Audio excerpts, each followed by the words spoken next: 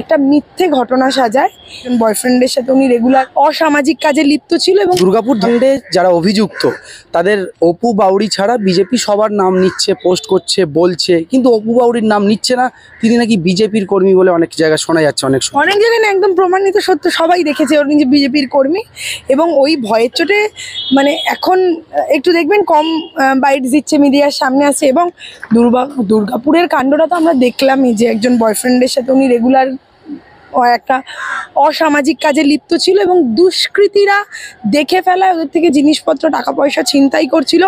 সেই জিনিসপত্র উদ্ধারের দাবিতে একটা মিথ্যে ঘটনা সাজায় এবং সাজিয়ে ভাবে সবটা পার পেয়ে যাবে। বলি না যে আমি এর আগেও অনেকবার বলেছি, অনেক ক্ষেত্রে, সব ক্ষেত্রে অবশ্যই নয়, মেয়েদের ওপরে যে টর্চার বা এটা তো একটা সামাজিক ব্যাধি, সামাজিক না হলেও মানসিক ব্যাধি তো অবশ্যই। যারা এরকম মানুষকে টর্চার করে বা মেয়েদেরকে এত হীন চোখে দেখে, তাদের একটাই শাস্তি, মৃত্যুদণ্ড হতে পারে। কিন্তু এই যে মেয়েদের পক্ষে যে রায়, মেয়েদের পক্ষে যে আইন, এটাকে কিন্তু অনেক মেয়ে ভুল পথে চালিত করে। এবং তার ঘটনা হয়তো আরও বিচার্য বিষয়। এটা হয়তো দুর্গাপুর কাণ্ডটা, তার জন্য অনেক নির্যাতিতা নারী হয়তো এইরকম ভুল মিসলিডেড হয় বলে প্রশাসনেরও হাত পাটা বেঁধে যায় বহু ক্ষেত্রে। তো মেয়েদেরও এই বিষয়ে অনেকটা সচেতন হওয়া উচিত যে ধর্ষণের মতো একটা সেন্সিটিভ ইস্যু, একটা নারী সম্মান, সেটাকে নিজের স্বার্থসিদ্ধির জন্য ব্যবহার না করে আমার মনে হয় নারী সত্তাটাকে অন্তত নিজের নারী সত্তাটাকে সম্মান করা উচিত। ঘণ্টাখানেক সুমন, তা নিয়ে অনেকের আপত্তি আছে, অনেকে পক্ষে বলে, অনেকে বিপক্ষে বলে, সঙ্গে ঘণ্টাখানেক সুমন যাই বলুন।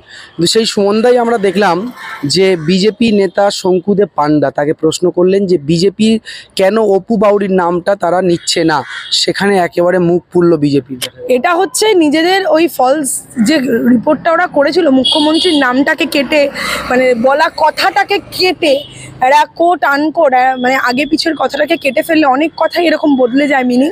তো ওটা এমনভাবে প্রতিবাদ করেছে বাংলার জনগণ, ওরা বদলে দিতে বাধ্য হচ্ছে। যেটা 3 ঘন্টা আগের পোস্ট, 3 ঘন্টা পরে গিয়ে দেখা যাচ্ছে ওই যে হেডলাইন্স, ওটাকে বদলে দিতে বাধ্য হয়েছে। তো সেইটার একটা এই ফলস যে একটা ফ্যাসাদে পড়ে গেছেন, সবাই ছিছি করছে যে মুখ্যমন্ত্রীর কথাকে এত স্পর্ধা কোথা থেকে হয়। এবং বিভিন্ন জায়গায় শোনা যাচ্ছিল যে এফআইআর হবে, এরকম মুখ্যমন্ত্রীর নামটাকে তো কলঙ্কিত করা হচ্ছে। তো এটা ড্যামেজ কন্ট্রোল, এটাকে বলে ড্যামেজ কন্ট্রোল, একদম ফুল পেজে ড্যামেজ কন্ট্রোল। এবং চতুর্থ স্তম্ভ বিক্রি হয়ে গেছে। আমরা জানি কিছু ডিজিটাল মিডিয়া, 2-1টি সংবাদপত্র এবং 2-1টি সংবাদ মাধ্যম স্যাটেলাইটের, তারা বাদ দিয়ে বেশিরভাগ বড় media house they sold out. না, ধর্ষক তো ধর্ষক, সেখানে বিজেপি 5 জনের বিরুদ্ধে অভিযুক্ত, 4 জনের নাম নিচ্ছে, 1 জনের নাম নিচ্ছে না। এটা কি ধরনের মানে নিয়ম? অন্যদিক থেকে এদিকে আপনার আরজিকর কাণ্ডেও সঞ্জয় রায়কে তারা বলতো না আরো কেউ আছে, সঞ্জয় রায়কে ফাঁসানো হচ্ছে বা তাকে পাঁঠার বলি বানানো হচ্ছে। কেন এই বাঁচানোর চেষ্টা কেন?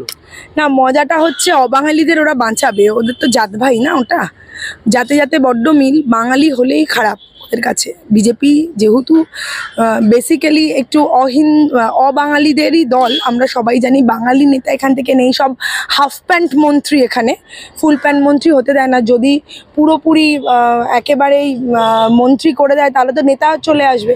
আর বাঙালিদের নেতা করতে একটু এই ধরনের দলগুলোর সমস্যা আছে, কারণ তারা সবসময় বাঙালিদের নিচু করে দেখায়, বাংলাদেশি বলে, এটা যেমন একটা বিষয়। এবং এই যে বারবার নিজেদের দলের লোকদের গার্ড করা, আমি একটু আগে বললাম প্রজ্জ্বল রেভান্না, তাকে এমপি টিকিট দেওয়া এবং তুলে তাকে নিয়ে ওপরে দাঁড় করিয়ে বলা একে ভোট দাও, সে প্রধানমন্ত্রী জড়িয়ে ধরে।